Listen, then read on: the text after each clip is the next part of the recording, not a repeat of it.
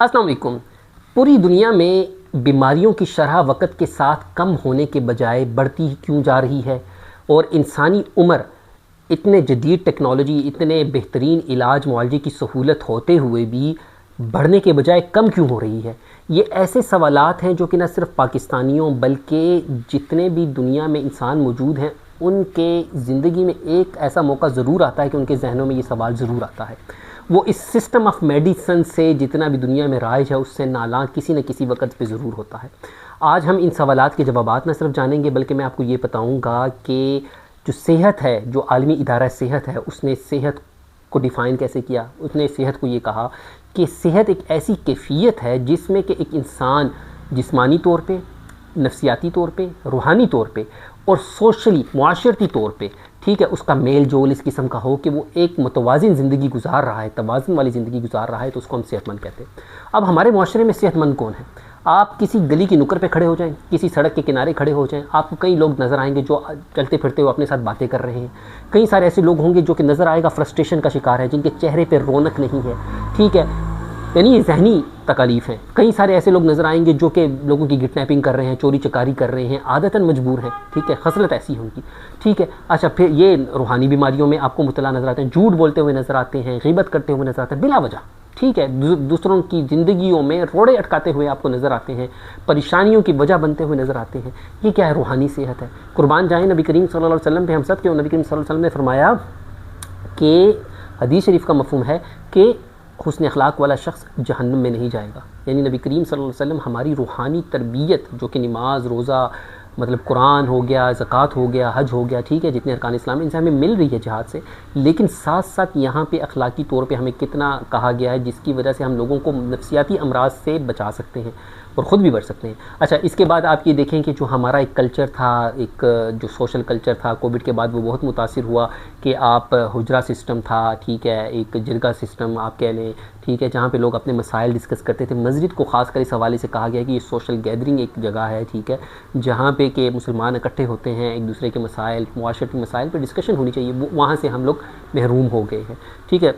सियासी गुफ्तगू होने लगी जिससे कि यकीनन मैं समझता हूँ कि वो तो नहीं होनी चाहिए, लेकिन मुआशरती जो मसाइल हैं, जो इंसानों के मसाइल हैं, उस पर डिस्कशन ज़रूर होनी चाहिए और उसका जो हल है वो कुरान और उससे हमें नज़र भी आता है, ठीक है। अच्छा, अब इसमें हम अपने टॉपिक की तरफ आते हैं कि आप ये देखते हैं कि जो सेहत का मामला है, ज़िंदगियाँ हैं, वो उनकी उम्रें कम होती जा रही हैं।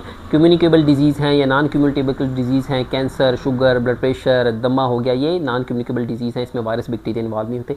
कुछ ऐसी बीमारियां हैं जो कि कम्युनिकेशन से होती हैं, ठीक है, इंतकाल खून से होती हैं, हमारा जो म्यूकस है उसके ट्रांसमिशन से होती है, जैसे कोविड हो गया, जैसे कि आपका हेपेटाइटिस हो गया, जैसे कि आपका HIV वगैरह हो गए, इस किस्म के इन्फेक्शंस हो गए जो कि ट्रांसमिट होते हैं एक दूसरे को। अच्छा, तो अब ये क्यों बढ़ते जा रहे हैं? बहुत सारी इसमें बातें हो सकती हैं, बहुत डिस्कशन हो सकते हैं, लेकिन इख्तिसार के साथ मैं ये बताऊं कि हमारी जो क़ुव्वत मुदाफ़ियत है, या आप कहने कि जो हमारी ससेप्टिबिलिटी है वो इतनी कमज़ोर हो गई है, या ससेप्टिबिलिटी का रुझान इतना बड़ा, वो इतनी ज़्यादा हो गई है कि उसकी वजह से हमें जो आम तकलीफ़ हैं वो भी हमें घेर लेते हैं। नज़ला ज़ुकाम आज लोगों के लिए चैलेंज बन गया है, हाइपर सेंसिटिविटी हो गया, एलर्जी हमारे लिए मसाइल बन गई हैं।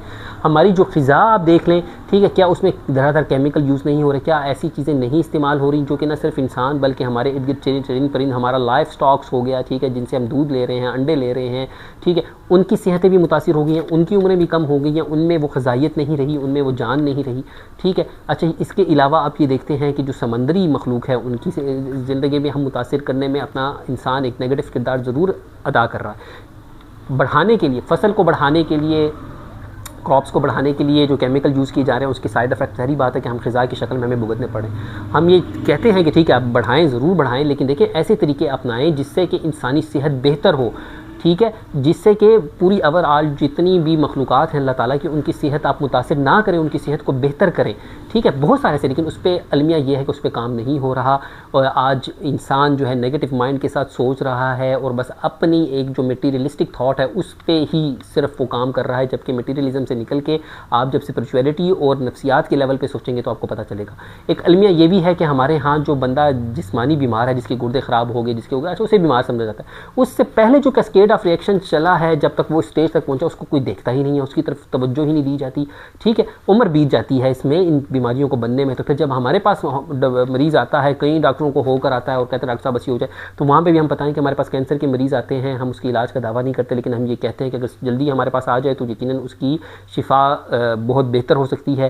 साथ में हम ये कहते हैं कि हमारे पास जो आखिर में मरीज़ आता है, आखिरी स्टेज का मरीज़ आता है गुर्दे का या उसका, ठीक है, कैंसर का, तो उसके बावजूद उनकी जो सर्वाइवल है, उनकी क्वालिटी ऑफ लाइफ है, होम्योपैथी बेहतर करने में एक बहुत अहम किरदार अदा करती है। तो यहाँ पे बीइंग होम्योपैथ, मैं सेहत के हवाले से कहूँ कि होम्योपैथी दुनिया का वाहिद नौमौलूद ऐसा साइंसी इलाज है जिसकी बुनियाद साइंस पे है, और इसी वजह से इसके साइड इफ़ेक्ट दूसरे तरीका इलाज से मिनिमम है। हाँ, मैं ये ज़रूर कहता हूँ कि हमेशा पढ़े लिखे क्वालिफाइड मुस्तनद होम्योपैथिक मुआलिज का इंतखाब करें, साइंसी दिमाग रखने वाले का इंतखाब करें, जिससे कि आपकी तकालीफ बढ़ने के बजाय मज़ीद बेहतरी की तरफ आएँ। क्योंकि ऐसे अलमिया ये है, मुझे कहना पड़ रहा है कि ऐसे लोग हम सोशल मीडिया पे देखते हैं जो कि इंसानियत को मिसगाइड कर रहे हैं और इतने बेहतरीन तरीके इलाज से महरूम कर रहे हैं, ठीक है, उससे मुतनफ़र कर रहे हैं। ठीक है, तो चाहे एलोपैथ हो, होम्योपैथ हो, हर्बलिस्ट हो, फिजियोथेरापिस्ट हो, हमेशा क्वालिफाइड लोगों का ही इंतखाब करें, ताकि हेल्थ फॉर ऑल जो है, यानी कि तमाम लोगों को सेहत मिलनी चाहिए, वो हमारा जो ख्वाब है या आलमी इदारे सेहत का है वो पूरा हो सके। इक्विटी की बेस पे गरीब अमीर का फ़र्क इसमें ख़त्म होना चाहिए। हमारे हेल्थ के जो सिस्टम है उसमें बहुत ज़्यादा इस्लाहात की भी ज़रूरियात हैं। ठीक है, तो इसके अलावा जो आपकी न्यूट्रिशन है अपने बच्चों की, वो आप बेहतर करें। ठीक है, ग़िज़ाई मामलात की तरफ बहुत तवज्जो दें, फूड सिक्योरिटी आपकी बेहतर होनी चाहिए।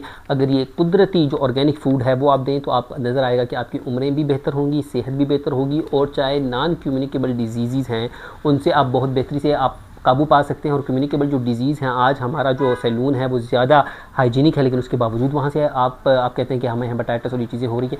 तो ये जो फैक्टर्स जो मैंने डिस्कस की हैं, इन पर आपको सोचना चाहिए। किसी किस्म के सवालात हों कमेंट सेक्शन में आप हमसे पूछ सकते हैं, आपको इंशाल्लाह उसका रिप्लाई करेंगे हम। और अल्लाह ताला आपको और हम सबका हम युनासिर हो, ना सिर्फ इंसानियत बल्कि जितनी भी अल्लाह की मखलूक़ात हैं उनके लिए हमें इंसान बहैसियत इंसान अशरफुल मखलूक़ात होते हुए हमें फ़िक्र करनी चाहिए, इस पर सोचना चाहिए, इस पर डिस्कशन होनी चाहिए, इस पर ब्रेनस्टॉर्मिंग्स हमारी होनी चाहिए कि हम उनके लिए कोई ऐसी पॉलिसी बनाएं, ऐसे अमल हम लोग रखें, अपने एक्शंस हमारे ऐसे नेक होने चाहिए कि हम किसी के लिए तकलीफ़ की वजह ना बने। और जो हेल्थ फॉर ऑल है वो हम उसमें अपना कंट्रीब्यूशन अदा कर सकें। और होम्योपैथिक सिस्टम ऑफ मेडिसिन चूँकि नेचुरल सिस्टम और इसमें इनकी मेडिसिन इतनी बेहतर सस्ती हैं और अच्छी हैं, तो वो इसमें एक बड़ा हेल्थ फॉर ऑल को अचीव करने में बहुत रोल प्ले कर सकती है। जो पॉलिसी मेकर्स हैं उनको इस हवाले से ज़रूर सोचना चाहिए। बहुत शुक्रिया, अपना बहुत ख्याल रखिए, अल्लाह हाफ़िज़।